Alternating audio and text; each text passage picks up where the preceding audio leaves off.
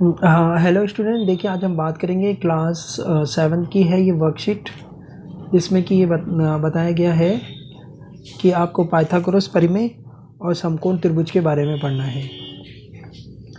ठीक है, पाइथागोरस परिमेय और समकोण त्रिभुज के बारे में। तो आइए देख लेते हैं इसमें। देखिए, समकोण त्रिभुज के बारे में आप जानते ही होंगे। ठीक है, वर्गों की संख्या भी बता सकते हैं, वर्ग की भी पहचान होगी कि वर्ग किसे कहते हैं।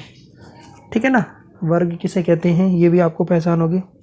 तो देखिए बच्चों, घर में एक स्थिति की कल्पना करें जब आपको दीवार पर लगी एक तस्वीर उतारनी है जो फर्श पर 10 मीटर की ऊंचाई पर लगी हुई है। इसके लिए 8 मीटर लंबी सीढ़ी का प्रयोग करना है। सीढ़ी के दीवार से कितनी दूरी पर रखा जाए, ऐसी स्थिति में दीवार व सीढ़ी के बीच की दूरी ज्ञात करने के लिए पाइथागोरस प्रमेय का उपयोग करेंगे। तो पाइथागोरस प्रमेय क्या कहता था?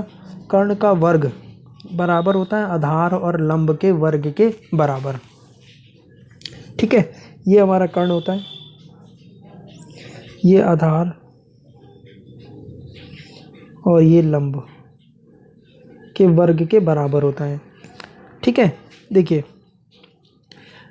ईसा से 6ठी शताब्दी पूर्व यूनानी दार्शनिक पाइथागोरस ने समकोण त्रिभुज संबंधी पाइथागोरस गुण की जानकारी दी थी। समकोण त्रिभुजों में समकोण के सामने वाली भुजा को कर्ण कहते हैं। ठीक है, सामने वाली भुजा को क्या कहते हैं? कर्ण कहते हैं। पाइथागोरस गुण के अनुसार कर्ण से बने वर्गों का क्षेत्रफल अन्य दो भुजाओं के वर्गों के क्षेत्रफल के बराबर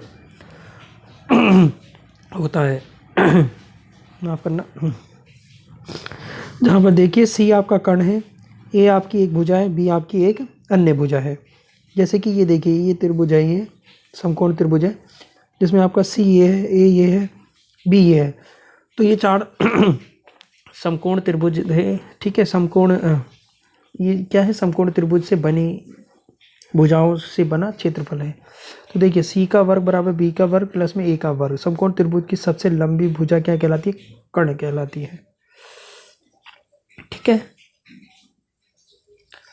अब आइए देखिए, अब इनको उदाहरण की सहायता से समझते हैं। एक त्रिभुज की भुजा है 3 सेंटीमीटर, 4 सेंटीमीटर, 5 सेंटीमीटर लंबी है। तो बताइए त्रिभुज समकोण होगा या नहीं?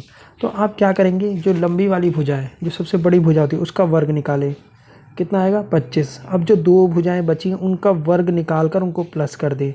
4 का वर्ग 16, 3 का वर्ग 9, 25 बराबर आ गई।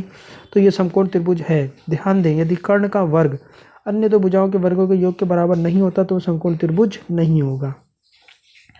पहला क्वेश्चन दिया हुआ पाइथागोरस परिमेय से हल करें, यानी कि कुछ इस तरीके से दे रखा था जो क्वेश्चन 8, 10, तो ये कितना निकल के आएगा? 6। पाइथागोरस परिमेय से जब आप इसको सॉल्व करेंगे तो ठीक है। रीना को एक समकोण त्रिभुज बनाना है, आप उसकी मदद कीजिए। वो कौन सा माप लेकर त्रिभुज बनाएगी? तो देखिए सबसे बड़ी भुजा इसमें क्या है? 10। 10 का वर्ग निकालिए, कितना होगा? 100। मैं इसलिए इसको नहीं सोल्व किया क्योंकि यहाँ पर ये बन रहा है, देखिए। ठीक है, 8 का वर्ग प्लस में 6 का वर्ग, तो कितना हो जाएगा? ये 64 और ये 36, कितना आया? ये 100। तो आप देख रहे हैं ये इसके बराबर है। तो इस वाले भुजा को लेकर समकोण त्रिभुज बनाया जा सकता है, इस वाले भुजा को लेकर समकोण त्रिभुज नहीं बनाया जा सकता। ठीक है, अगला देखिए, ए बी सी एक समकोण त्रिभुज है जिसमें सी का समकोण है, ए बी आपका 13 है और ए सी आपका 5 है। तो पाइथागोरस परिमेय क्या होगा? कर्ण का वर्ग, लंब का वर्ग और आधार का वर्ग के बराबर। ए बी कितना है? 13, ए सी 5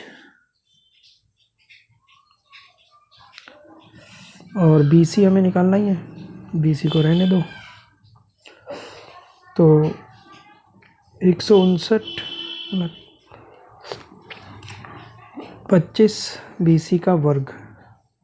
169 में से आप 25 को घटा दीजिए, आपके पास आ जाएगा बी सी का वर्ग। यह आया 144, इसका वर्गमूल निकालिए, बी सी आ जाएगा।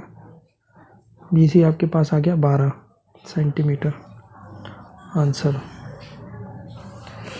एक बच्चा पतंग उड़ा रहा है, धागे की लंबाई ज्ञात करनी है, जबकि ज़मीन से पतंग की ऊंचाई 40 मीटर है और पतंग से दूरी उसकी 30 है। तो इसमें भी आपका कर्ण का वर्ग आ जाएगा, लंब के वर्ग के आधार के बराबर। ठीक है, यहाँ कर्ण आ जाएगा, कर्ण का वर्ग। पाइथागोरस परिमेय डायरेक्ट लगा दीजिए। ये कितना हो जाएगा 900। सिर्फ कर्ण निकालना है, यहाँ पे आ जाएगा सिर्फ कर्ण। तो कितना होगा ये, धागे की लंबाई 500 मीटर। ठीक है, बहुत सिंपल वर्कशीट।